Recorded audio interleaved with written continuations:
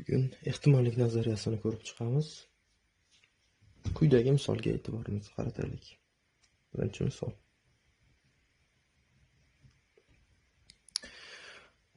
Aytaylik, bizda kub bor.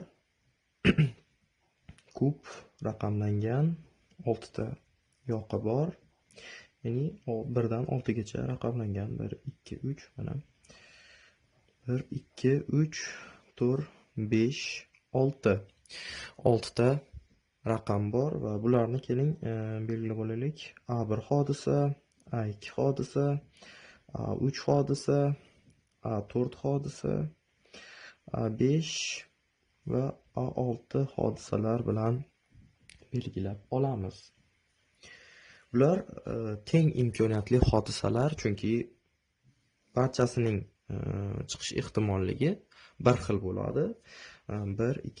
Bir raqamning chiqish ehtimolligi bilan ikki raqamning chiqish ehtimolligi doimo bir xil bo'ladi.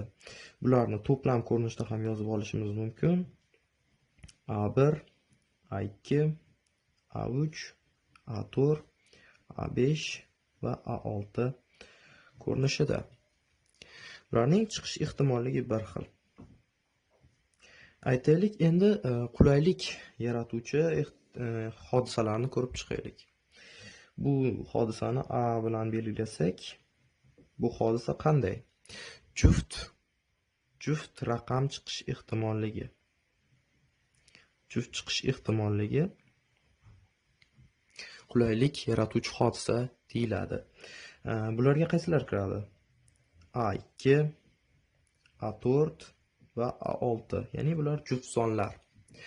Bizda 3 ta hodisa bor, ya'ni K barobar 3, 3 ta hodisa bizga qulaylik tug'diradi va umumiy hodisalarimiz esa 6 tani tashkil qiladi. Demak, bizda juft son chiqish ehtimolligi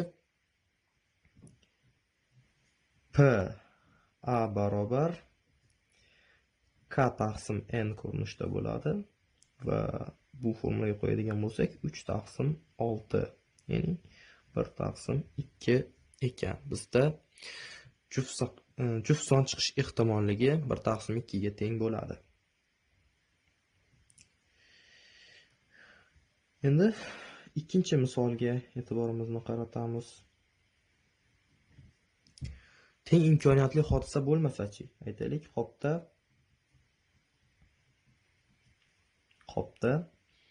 2 ta oq va 3 ta qora sharlar bor.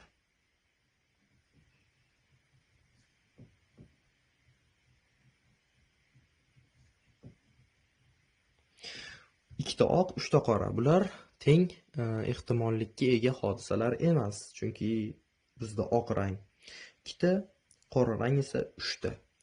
Bularni doimgidek bosh harflar bilan belgilab olamiz, to'plam ko'rinishga keltirib. A1 deylik, oq sharni. Oq shar, nuqtali virgul, oq 2, qora 3, qora 1, qora 2 va qora 3 deb belgilab olaylik.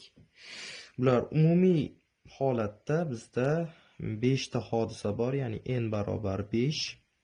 Bizdan so'rasa agar oq rangning chiqish ehtimolligi qanday deb savol qo'yiladigan bo'lsa, K barobar bizda 2 ga teng. Buni K1 deylik. K1 barobar 2 ga teng. Demak, bizda oq rang chiqish ehtimolligi PO barobar 2 taqsim 5 ga teng ekan. Ya'ni 0.4. Qora rang chiqish ehtimolligi n barobar 5, K2 barobar 3. P qoramiz esa 3 taqsim 5 ga teng. Bu esa 0.6 ga teng bo'ladi. Bugungi mavzuyimiz o'z nihoyasiga yetdi. Bu birinchi qism. Albatta, ehtimollar nazariyasi haqida boshqa videolar ham chiqariladi. Hozircha esa xayr, salomat bo'ling.